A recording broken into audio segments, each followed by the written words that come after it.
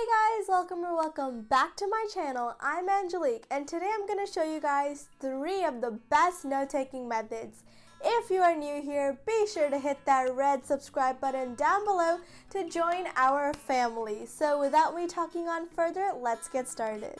Okay, so our first method is the flow method. This method is super simple and really easy. All you have to do is just write what you understand from what you hear. Yes, you don't have to write down everything word by word of what your professor or teacher says, because I know it's nearly impossible because they talk so fast. Basically, all this method is to write what you understand from what you hear. So let's go with an easy topic. Let's just say that your professor says a long definition of photosynthesis. You can simplify your notes by writing what you understood from that definition. Like photosynthesis is a process of plants using the sun to make their food. I know it's not detailed, but it's simple, so you get the idea. You can even add some drawings or diagrams to make you understand and remember the lesson if you don't want to write everything out detail by detail. So basically there isn't like a format you have to follow, it's your ideas and your understanding of what you are learning, but make sure to still keep it organized and neat. So our second note-taking method is the Cornell Notes. So I wouldn't recommend this for like lectures and note-taking while like somebody is speaking.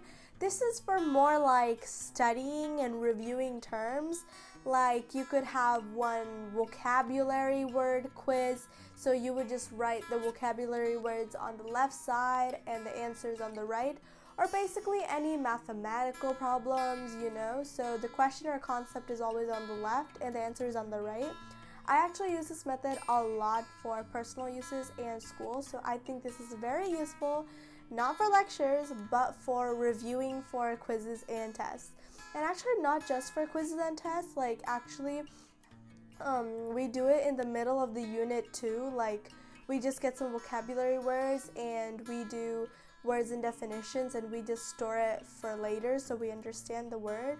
So the Cornell method is actually very useful and it's actually very popular, so most of you know this one, but it's really good, so I like it. So here, Cornell Notes is used in the mathematical way where the question for the problem is on the left side and the answer is on the right. As you can see, this is the format for Cornell Notes. You split the page horizontally into 2 sections and the question or concept that needs to be explained is on the left while the answer or explanation is on the right. We leave the bottom of the page as it is for the summary of the Cornell Notes.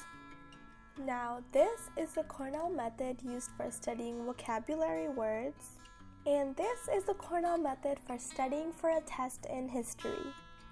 I showed you guys these 3 ways of using the Cornell Notes because the first one was like question and answer, the second one was like vocabulary word and definition, and the third one was concept and definition, concept and explanation. So I just wanted to give you the main things Cornell Notes are used for. And no, this is not the only way you can use Cornell Notes. You can use it for any subject, anything you want to review for, you can use it. I just wanted to show you guys the basic use. So Cornell Notes is actually good for anything, like I said, any subject, reviewing for any test, any quiz. So yeah. Our last method is the outline method. This method is very simple and very organized.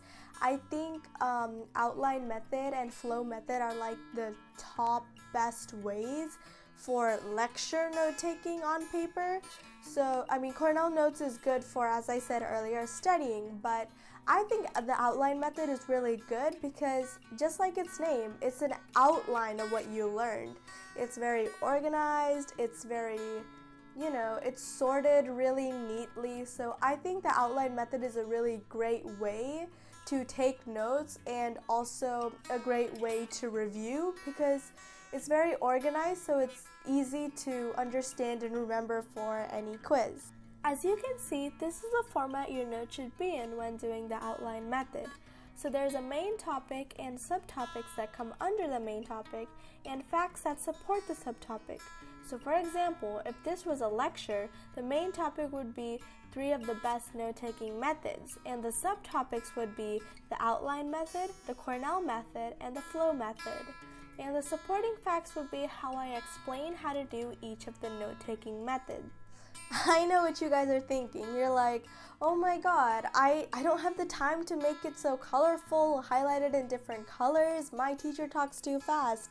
I mean, I completely understand. My teachers talk very fast too. In fact, I actually don't highlight my notes during that class unless the teacher stops or she lets us have time to, annotate it and stuff.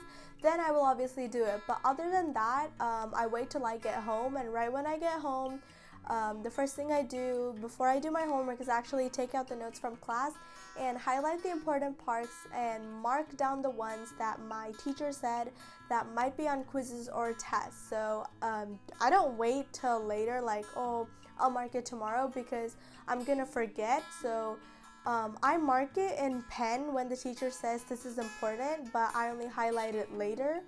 So the reason why I do it is because for me, like in my brain, it has to be colorful, neat, and organized for me to actually study and remember what I studied for a quiz.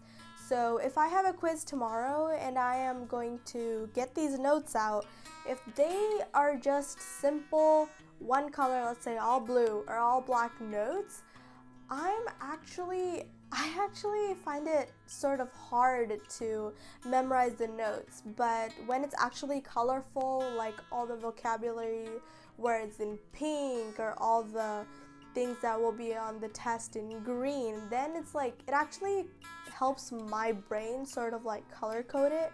So I think it's very helpful for me. But if you guys are not like that, then I would think making it color-coded might be just a waste of time for you. If you don't think it's important for you to understand, then you can just mark it in the same color, mark it right then, because it won't take too long. Just underline, circle, so it'll be easier for you guys that way.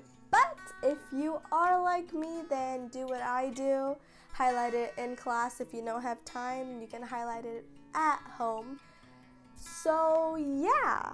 So that was our 3 best note-taking methods on paper. Give this video a big thumbs up and comment down below if this video was helpful for you guys. And if you haven't already, be sure to hit that big red subscribe button down below and turn on this notification so you will be notified when I post more videos. See you guys in the next video.